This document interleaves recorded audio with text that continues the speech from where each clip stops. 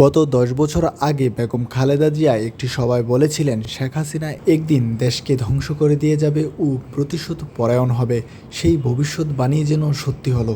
আজকে প্রতিশোধ নিয়ে বাংলাদেশকে একদম খোকলা বানিয়ে দিয়ে, বাংলাদেশকে একদম ধ্বংস করে দিয়ে, সমস্ত প্রতিষ্ঠান ধ্বংস করে দিয়ে বাংলাদেশকে তলাবিহীন ঝুড়ি বানিয়েছিল। এবারে তার থেকেও নিচে কোথায় কোন কি বানাবে আল্লাহর নামে বাংলাদেশকে ধ্বংস করে দিয়ে তিনি হয়তো দেশের থেকে চলে যাবেন। প্রতিশোধ প্রতিহিংসার রাজনীতি বাদ দিতে হবে। প্রতিশোধ প্রতিহিংসা দিয়ে কোনোদিন কোনো কিছু হতে পারে না। প্রতিশোধ প্রতিহিংসা রাজনীতি বাদ দিয়ে জাতীয় ঐক্য করলেই সম্ভব।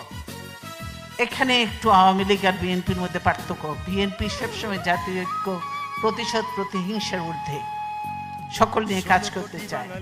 এই হাসিনা আজকে দেশের এই অবস্থার জন্য সম্পূর্ণভাবে হাসিনা দায়ী।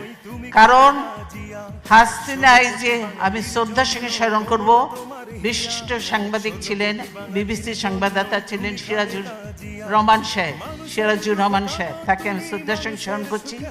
আমি খুব ভালো মানুষ ছিলেন, মুক্তিযোদ্ধা ছিলেন সিরাজুর রহমান সাহেব। তিনিই তার ইন্টারভিউ নিচ্ছিলেন এবং বলেছিলেন, আমি বাংলাদেশে যাব রাজনীতি করার জন্য নয়, প্রতিশোধ নেওয়ার জন্য। হাসিনা এই কথাটা বলেছে, উনি বলে এটা ঠিক হচ্ছে না, কিন্তু হাসিনা বলেছে আমি প্রতিশোধ নেওয়ার জন্য। তাই আজকে প্রতিশোধ নিয়ে বাংলাদেশকে একদম খোকলা বানিয়ে দিয়ে, বাংলাদেশকে একদম ধ্বংস করে দিয়ে, সমস্ত প্রতিষ্ঠান ধ্বংস করে দিয়ে বাংলাদেশকে তলাবিহীন ঝুড়ি বানিয়েছিল। এবারে তার থেকেও নিচে কোথায় কোন কি বানাবে আল্লাহর নামে বাংলাদেশকে ধ্বংস করে দিয়ে তিনি হয়তো দেশের থেকে চলে যাবেন।